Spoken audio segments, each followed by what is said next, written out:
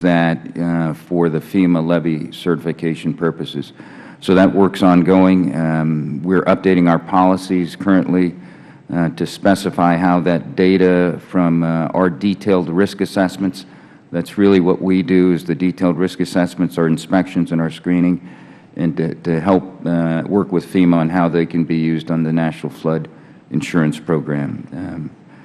So we're moving along pretty well on this. I think we're on track. Well, the reason, General Bostic, I'm interested in it is basically I'd like to see more streamlining, and I'm wondering if you think that this cost sharing will speed up levy certification and the revision of flood maps, which, of course, follows. I wanted to make sure I was clear in what I was talking about. That what we're doing is data sharing. So we expend a certain cost to go do our risk assessments and our inspections. And before, those were separate and distinct from what FEMA was doing. So the consumer and the American public would see these two folks coming out, but we weren't sharing information. So it's not a cost sharing information and sharing costs as well? In a sense, it is, because if we have paid to do a risk assessment that covers, let's say, 5 of the items that FEMA would normally need, then it saves them from having to do it. So well, that's really what I'm most interested in. It would save costs, and that process is well underway. Yeah. Save costs and perhaps save time. I'm interested in 7th Street levy. That, of course, this is one of the most important levees in the country because it protects the entire monumental core, the Washington Monument, most of our monumental buildings, even parts of local District of Columbia neighborhoods, and certainly downtown Washington. There were problems initially with the contract. You got that back going, and last year they finished the levy. And I understand that the levy is fully operational, and I'm very pleased that that has finally occurred, that the contract itself is closed except for very few minor matters. The Army is certifying the Army Corps is certifying the levy, and FEMA must redraw, of course, the flood maps, because after the certification, there will be whole communities that are outside of the flood maps. Now, I'm interested to know if the levy, if the Army Corps is working with FEMA, if you're working simultaneously, so that the flood map process runs concurrently with the certification process. Again, this is one of these mixed kinds of government processes that can really confound the public, since you're both working on the same on the same facility.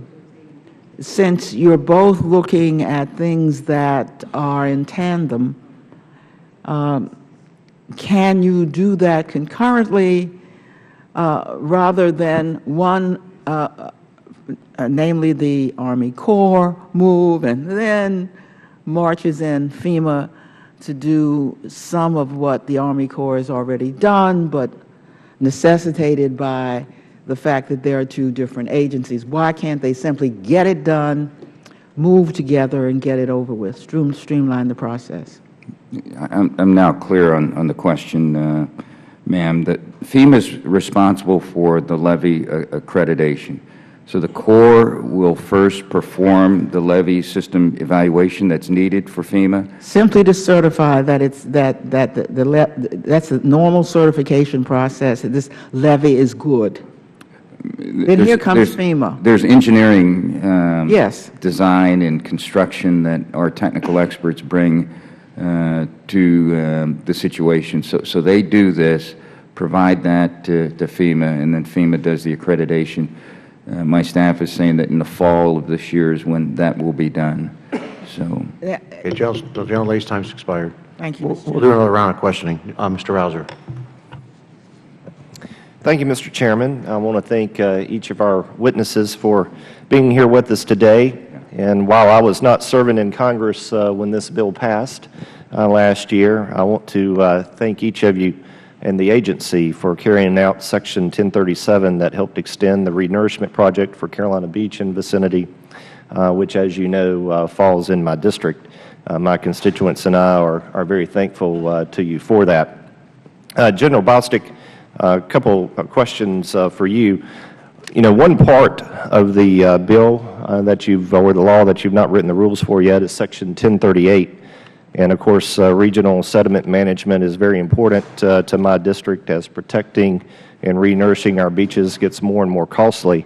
The question is, what's the timeline and how will you go about implementing Section 1038 so that we can reduce or avoid future FEMA cost as well as the cost of beach renourishment?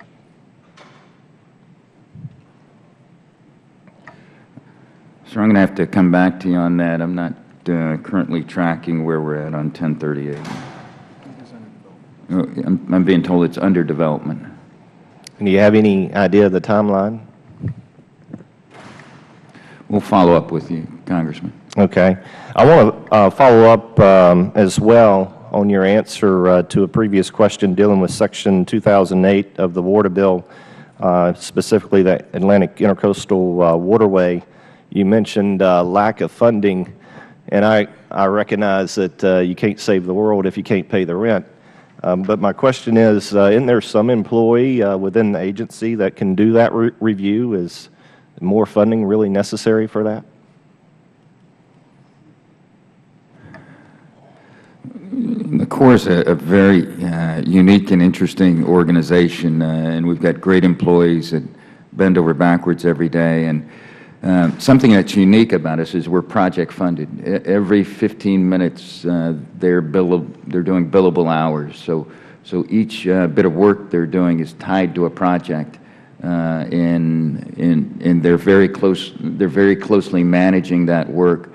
So if there was an extra hour in the day and extra funds for them to do that, then I'm sure that they would execute it. I just need to see where, from the district's perspective, this stands and where it stands in terms of where it would be completed in the future. But I can assure you, if there were a possible way that there was one extra person that could do the work, they would do it. But given the constraints on how we operate, they've got to set their priorities of work and base that on the project-funded needs that they have.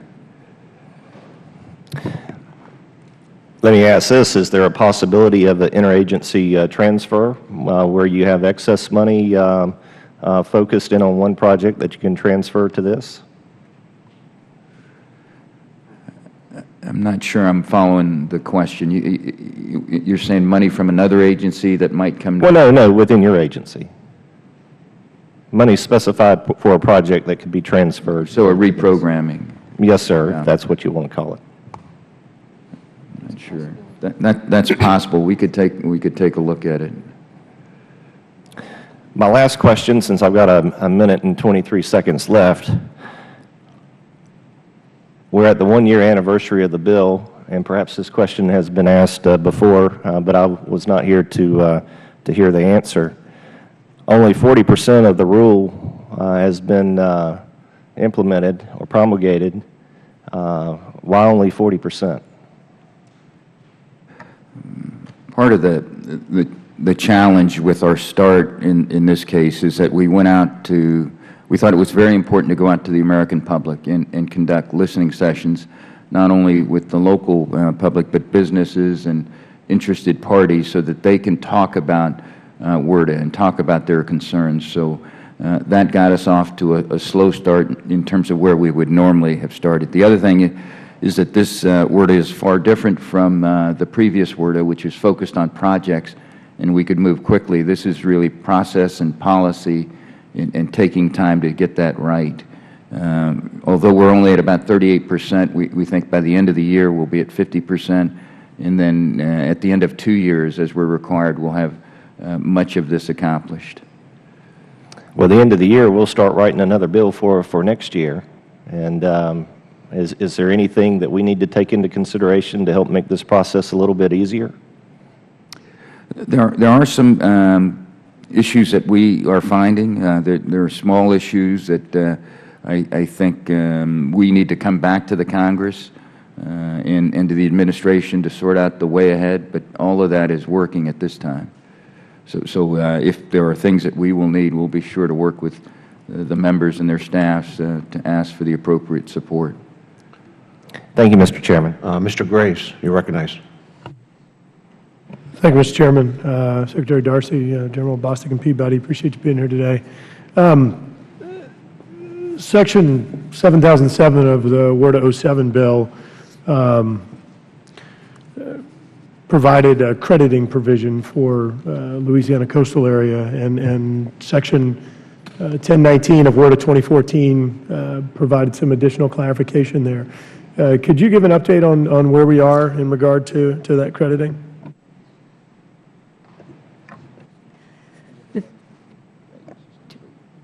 On that particular section of the WRRDA bill for 2014, the implementation guidance is complete. And I think it is your question. I'm aware that the state of Louisiana has probably in excess of $100 million in credit, and as you know, there's a section that was in the original 7007 that was also modified and included in the 1019 section of the bill last year that allows for cross-crediting. As a matter of fact, right now, the Corps of Engineers is demanding the state of Louisiana put forth, I believe it's $1.7 million in cost share for one project, while the state has well over $100 million in existing credits before the Corps of Engineers, and the Corps has actually referred that $1.7 million cost share to the Department of the Treasury for collections. You have also shut down any potential grants to the state of Louisiana through these same agencies because you're telling the state they need to pay you $1.7 million when, again, there's over $100 million in credits that are outstanding right now. I'm going to try to answer this question, and then I may defer to General Peabody, who may have some more specifics on it. But it's my understanding that the provision for credits needs to have an in-kind memorandum of understanding before the construction that could be credited for those credits. And in some of the cases that you're referring to, there was no in-advance memorandum of understanding between the Federal Government and the local sponsor. And that's correct, and that's because Section 7007 of WRRDA 2007 explicitly stated that the credit was granted for work prior to the execution of a partnership agreement. It didn't make any reference at all to any type of MOU. The state of Louisiana was concerned that actually if they executed any type of agreement, it would invalidate the ability of them to get credit because there would be an agreement in place. I'm going to ask General Peabody, who was... And just to clarify, and General Peabody, I know you're aware of this, the Section 1019 of WRRDA 2014 actually expanded to where it said on the date of execution, before the date of execution, or after the date of execution. Yes, sir. Thank you, Congressman. Thank you, ma'am. So both sections you've referred to, Section 7007 of WRRDA 2007 and Section 1019 of WRRDA 2014, also make reference to Section 221 of the Flood Control Act of 1970, and there's very explicit statutory language in that statutory provision that requires a memorandum of understanding before crediting can be granted. And so I've had conversations with you in our previous jobs on this issue. We just talked with Mr. Graham from the CPRA last week, and we're in the process of working closely with him to get memorandums of understanding signed so that we can work with the state and provide the crediting that we both would like to be able to enable. And General, I understand the attempt to interface Section 221 in this case, but as you have stated on numerous occasions, and Corps Counsel has stated, more specific, in fact, I believe WRRDA 07 actually makes the same reference in section, in the amendments to Section 221, it specifically says, if there is another more specific provision of law, that one shall apply. And in this case, Section 7007 was a more specific provision of law. The Corps has attempted to go through and cherry-pick certain provisions of 221, certain provisions of 7007, and apply those.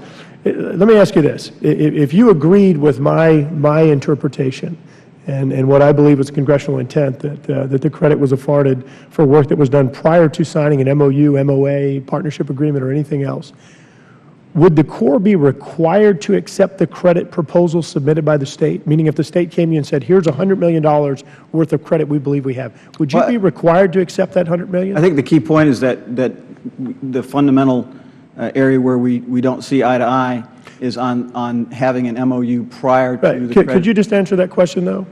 Would you be required to accept the $100 million in credit proposal that the State submitted to the Corps? Congressman, I'm not going to go into hypothetical on something where I can answer that. No, you still have the ability to review the credit that the State submits to determine if it's actual integral to the project or not.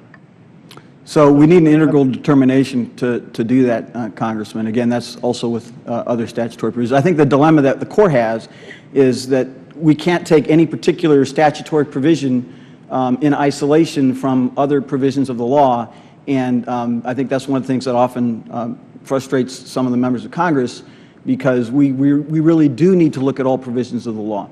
I'd be happy to come visit with you on this, Congressman, and discuss the specific provisions of the 1970 Flood Control Act that you discussed. And we want to work very positively and cooperatively with the State to do this, but we also feel obligated to follow the law as we understand it. Mr. Babin.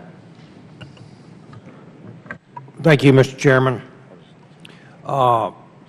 This is for Secretary Darcy. Last Friday, excuse me, I was at the Port of Houston in my 36th Congressional District, Texas, along with several other members of Congress, the chair and the co-chair of the Congressional Ports Caucus, Representative Poe and Representative Hahn from California. We got the latest briefing on a number of issues, including a very serious safety issue, and I believe I mentioned this the last time you were here before our committee. As you know, the Port of Houston and the Houston Ship Channel is one of the busiest, if not the busiest port in the nation at the time. We have 8,300 ship calls annually at the port, more than any other port in the nation. Additionally, there are 22,000 deep draft vessel moves within the channel and another 200,000 barge moves every year. The economic impact of a shutdown at the Port of Houston is estimated to cost the economy more than $300 million per day. A 3-day shutdown is a $1 billion hit to our national economy. In fact, we had this happen earlier this year, just north of what we call the Bayport Flare and the Houston Ship Channel. There are very serious safety issues right now within the Houston Ship Channel at the Bayport Flare. This is due to a design deficiency in the flare design, which needs widening and enlarging. The Corps must address this issue in a timely manner. It is penny wise and pound foolish for us to not address this critical safety issue that is present right now in the Houston Ship Channel.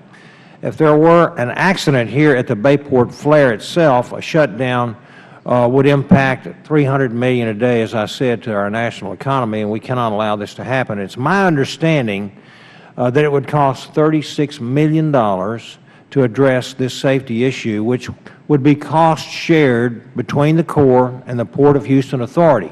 Again, I brought this up at our last meeting. Following our last hearing, your staff was responsive and indicated that there is a 902 limit construction that cannot be exceeded. However, we have a serious safety issue. Given the significant risk to ships traveling within the channel and to our national economy, should there be an accident, I would ask that you sit down again with your team and think outside of the box, but of course within the law, to find a way to address this in a more timely manner, because nothing has been done since. Every day there's a risk at the flare which could be addressed at the fraction of the cost. Any comments there? Madam Secretary.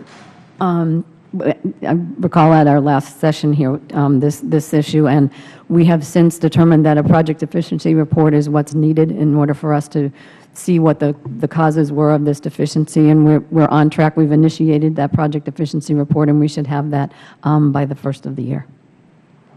So another 6 months to go then, huh? Yes, sir.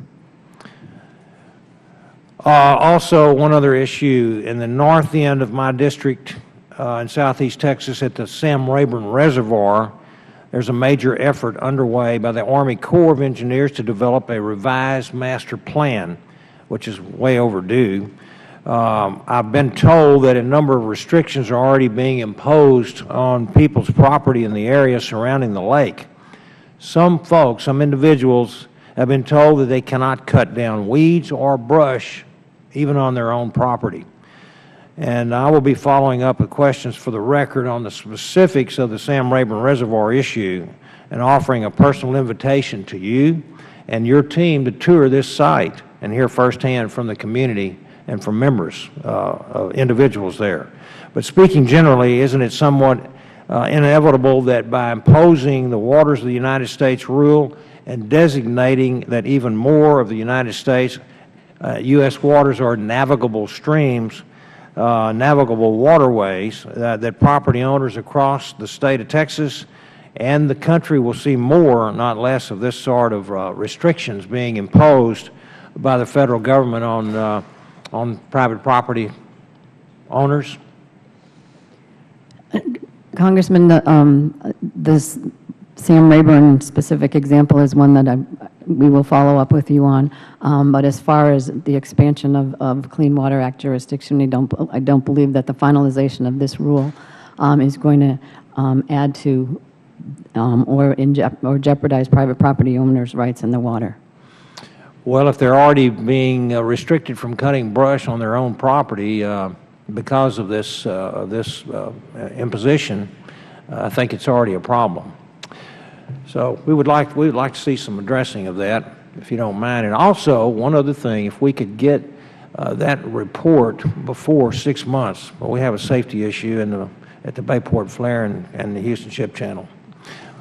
Thank you, Mr. Chairman. Mr. Sanford. Thank you, gentlemen. A couple quick questions. First is on Charleston Harbor. The Civil Works Review Board for the Charleston Harbor Post 45 project, I guess the due date is June 25th. Are we on schedule to hit that date? Yes, sir. We are. I guess the second part post June 25th would be if the 404 is done, Chief's report's done, are we at a point where they could begin to move forward with regard to construction? With what? With construction? And the project has to be authorized. Once the Civil Works Review Board meets, then it goes into. I understand, but I thought that there was a provision if those chief pieces, or those important pieces, if you will, foundational pieces were in place, then, but I'll come back to the team with regard to some language on that front. So that's the first question. Two, I want to give you a compliment. One of the things, oddly enough, that's important within my district are old impounded rice fields. And they're sort of weird creatures, and they don't fall into any category. I mean, literally, the trunks that go on them come from the time of the Egyptians in controlling water level. And you could set a flap one way, and you could literally grow pine trees in there and have it arid and dry. You could set a flap another way and have it water. And apparently you guys at the district level have been most responsive to some of the landowners that, down that way with regard to easing some of the regulatory nuance and nuisance that goes with controlling these wetlands. Again, non-wetland wetlands, whatever you want to call them, and I want to say thank you. Third would be, you just mentioned, Secretary, that there would be no further restriction with regard to private property rights in the event that the new waters ruling goes into effect.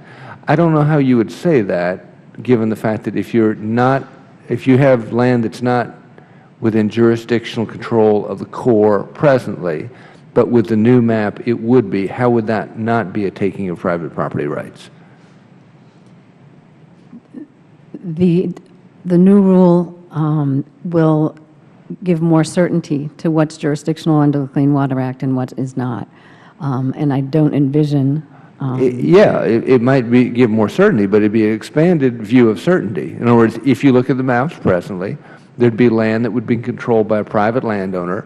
And if you look at the new map, at least as I've seen them, there would be much more jurisdictional control by the Corps. So yes, there's certainly, but what the certainly that we know would be, yeah, there'd be more control in, whether it's cutting weeds or doing a whole host of different things on what is presently land controlled by the private sector rather than the government sector. Under the rule, if there is a significant nexus that can be determined between the water on a person's property and a navigable water, and it attributes to a tributary and connects to another water, and if there is activity that's requested by a landowner, that will be able to determine whether it's a jurisdictional water and whether indeed any activity is needed or a permit for any activity is needed. Hearing you but not agreeing with you, I mean, I think it's the most legalistic of stretches to define navigable water as an intermittent stream that might flood once every couple of years. I don't know how that could be possibly construed as navigable. I've done a lot of time on the water over the years, and navigable with a boat is not a place where we go where it happens to flood once every, 5 years. But we'll come back to that. Last question would be this. If you were to look at the three, I guess this is for the general, most onerous mandates, in other words, you think that you could do much more with perhaps less, what would they be from the standpoint of Congress? Well, that would be a difficult one to answer. One of the things I think that the country needs to do is to think through how we sort out priorities. We are, I think, the world's best at responding to disasters. And when there's a disaster, the country pulls together. We fund, we do things like we did post-Katrina and post-Sandy. I've got 15 seconds, so I'm going to ask for brevity. I apologize. So one would be what? So one would be how we set priorities across the nation. I don't know that's a mandate or an onerous one, but okay, what's 2 and 3? And I think part of what WRRDA does is how do we work better in the interagency so that the goals and objectives of one agency in a certain watershed, let's say, are similar and seen in the same light from the Federal Government. General, I'll respectfully submit that you maybe are going to pass on this question. I get it, and I guess I'm burned through my time. Thank you, Mr. Chairman. Thank you, sir. Mr. Rokita. I thank the Chairman. Would the gentleman like me to yield a minute to continue on with your questioning? I don't want to torture my poor colleague there behind the witness stand. Okay. One of the other things I would say, Congressman, is reporting and how when you look at the number of reports that we provide, and I think we could look at that and see if there's redundancy and overlap, and could we reduce the amount of reporting and hold folks accountable for what their responsibilities are. Thank you for that. Appreciate everyone's testimony this morning. Interested in the Harbor Maintenance Trust Fund. How much money is in there right now?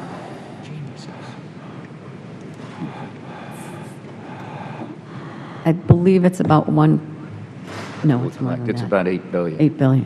$8 billion. How is the Corps working to comply with the trust fund, giving our intent to spend more in this area?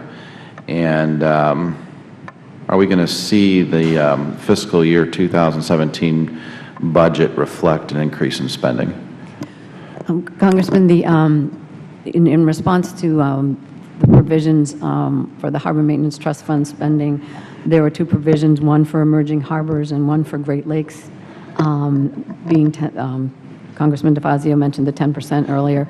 In both our work plan and in the 16 budget, we complied with that requirement, providing both 10% in one instance and 12% in another. So you feel you've obliged Congress's intent?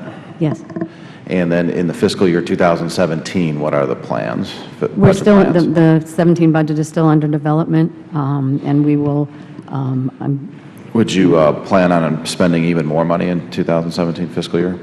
I think within the budget caps that we get, or we'll look to see where the biggest need is. Well, you can spend less in other areas, right, and still comply with the budget caps. But we can't, Spend more on the harbor maintenance, correct? given the overall program cap. Inland Waterways Trust Fund, the barge industry has, as you know, had a 9% increase in their diesel tax through the ABLE Act.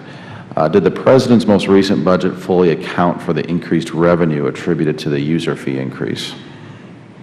The anticipated increase from the user fee was between, I think, $30 and $35 million, and I believe we did.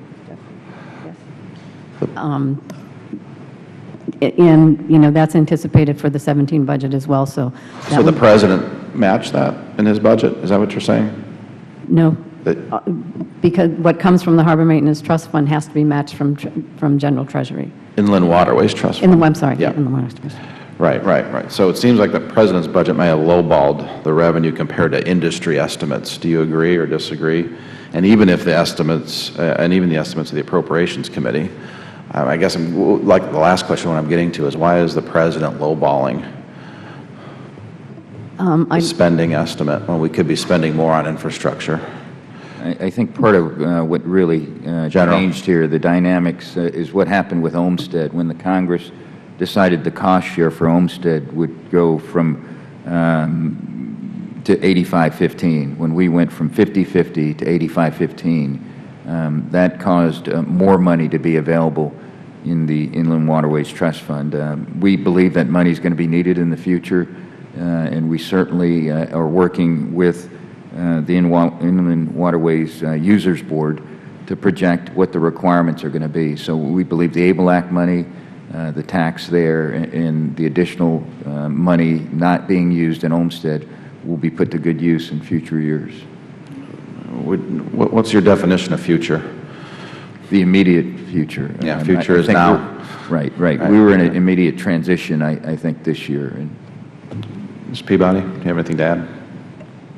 So I think that the Chief has pretty much got it right. That there's the two things that happened were the additional 9 cents, but also the Olmsted, which is temporary. And when we finish or substantially complete Olmsted in the next probably 4 to 5 years, then the additional fundings, whatever's accrued above what we have not allocated on an annual basis, I think that'll get bought down fairly quickly. Now, we're working through several different funding scenarios, and of course, we fund on an annual basis, so it's very difficult to predict how those funding scenarios will play out. But the key is that the current projects under construction, the 4 major projects under construction, and there's others that we could do some work on, those will quickly consume that additional revenue once Olmsted is complete. Mr. Davis. Thank you, Mr. Chairman. Thank you, Secretary Darcy, General Bostic. General Peabody, I didn't think I'd get a chance to sit here with you again. Welcome back. And if I don't see you again after this, after my 5 minutes is up, good luck. I'm going to come see you tomorrow, sir. Oh, lucky you. No, sir, lucky you. You are a glutton. You are a glutton for punishment, man. Hey, General, thank you, and I do can't wait to see you tomorrow, and I do wish you well in your impending retirement. This one-year anniversary, I'm glad to be here today to talk about it. However, the most important anniversary today is my wife and I's 20th, so I hope she has a very happy anniversary, because I want to see some more progress on the anniversary of WRRDA. This is what frustrates somebody like me who used to work on these issues as a staffer, and I enjoy having all of you come in front of our committee and meeting individually to talk about issues that are important to my district, our waterways, our water infrastructure. But it just seems like we have so many questions that just don't get answered, or it just takes so long. I know that might be institutional, but I think we're all here to fix that. And we want to make sure that the Corps is willing partners to do that. I included, along with my colleague, Congresswoman Bustos, provision in WRRDA for 15 P3 projects. I know my colleague, Mr. Webster, asked about these earlier, and I think the response was, this is a tough one, and you still have a long way to go. I don't find that acceptable as the person who wrote the language. What is so tough and hard about us trying to put new and innovative approaches toward fixing our water infrastructure projects? So, Secretary Darcy, can you give me a timeline as to when we can start to see at least one of these 15 projects moving forward? I'll take them all in the 13th District of Illinois if you'd like. Congressman, I think that some of the projects that we mentioned earlier, I think as far as a P3 approach, are further along than others. It's my hope that we'll be able to get at least one of these P3 demonstrations before the year is out. And hopefully we can build on the experience from that to work toward others and the goal of the 15 that was in the WRRDA bill. We just put that in as a new approach. We want to see investment in water infrastructure. That's why WRRDA is so crucial. I have my constituents who rely upon the inland waterway system come to my office. At first, when I got here a little over 2.5 years ago, they said, you're not going to be able to pass WRRDA without earmarks. Well, we did.